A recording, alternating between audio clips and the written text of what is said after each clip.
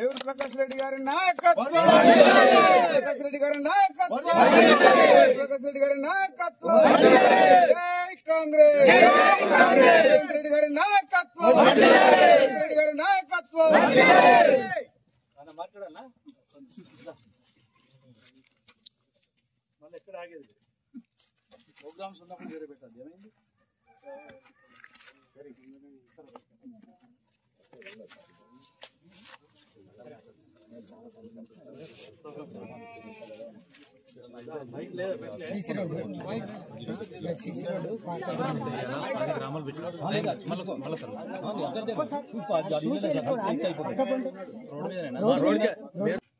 House బుజుర్ కొంచెం ఇంకా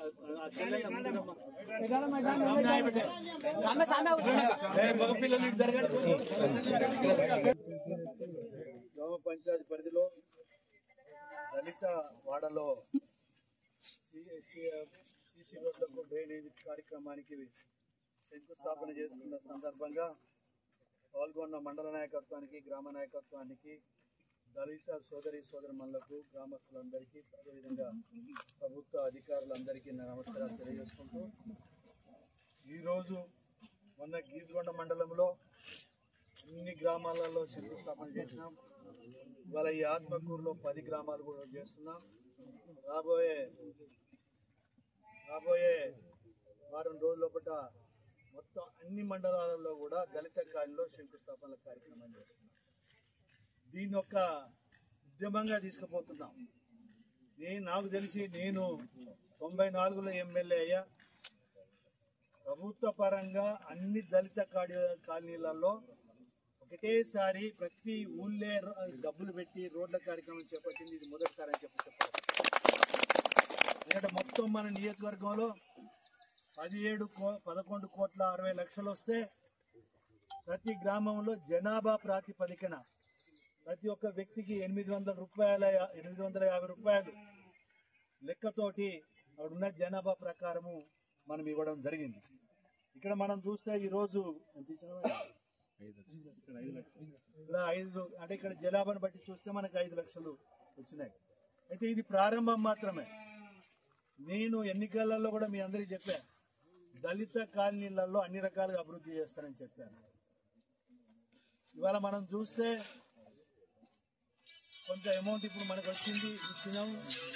రాబోయే 2 సంవత్సరాల లోపల 100% రోడ్లు, 100% డ్రైనేజ్ వ్యవస్థ, 100% ఇంద్రమ్మ ఇండ్లు, అదేవిధంగా 100% కరెంటు వ్యవస్థ, వీటిని బాగు చేయడం అనేది నేను ఒక టార్గెట్గా పెట్టుకున్నాను. ఎందుకు అని అంటే ఫస్ట్ ప్రియారిటీ దళిత కాలనీలు అన్ని విధాలుగా అభివృద్ధి చేయాలి అని. నెక్స్ట్ బీసీ కాలనీలు కూడా సైమల్టేనియస్గా బీసీ కాలనీ కూడా అభివృద్ధి చేస్తాం. కొంత ఏరియా పెద్దది కనుక కొంచెం ఇంకొక 1 సంవత్సరం 2 సంవత్సరాలు టైం ఎక్కువ పడుతుంది. అంటే ఒక ప్లాన్డ్గా ఒక పద్ధతిగా గ్రామాలలో మౌలిక సదుపాయాలు కల్పించాలనే ధ్యేయంగా మనం ముందుకు పోతున్నాం. రెండోది రమేష్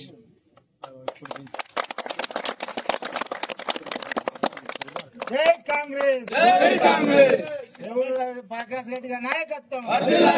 రమేష్ ఓకే రమేష్. అందరికీ నమస్కారం. ఈరోజు ఇక్కడ దళిత కాలనీలకు రోడ్ సౌకర్యం నిమిత్తము 5 లక్షల పని ప్రారంభానికి కానీ ఇక్కడ మనం శంకుస్థాపన కార్యక్రమం చేసుకోవడం జరిగింది.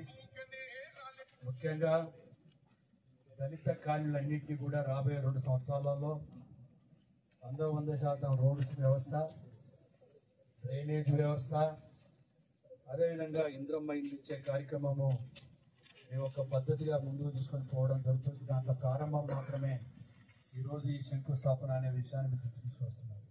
సౌండ్ వస్తుందా? పట్టేలా సౌండ్ పెంచుకుంటే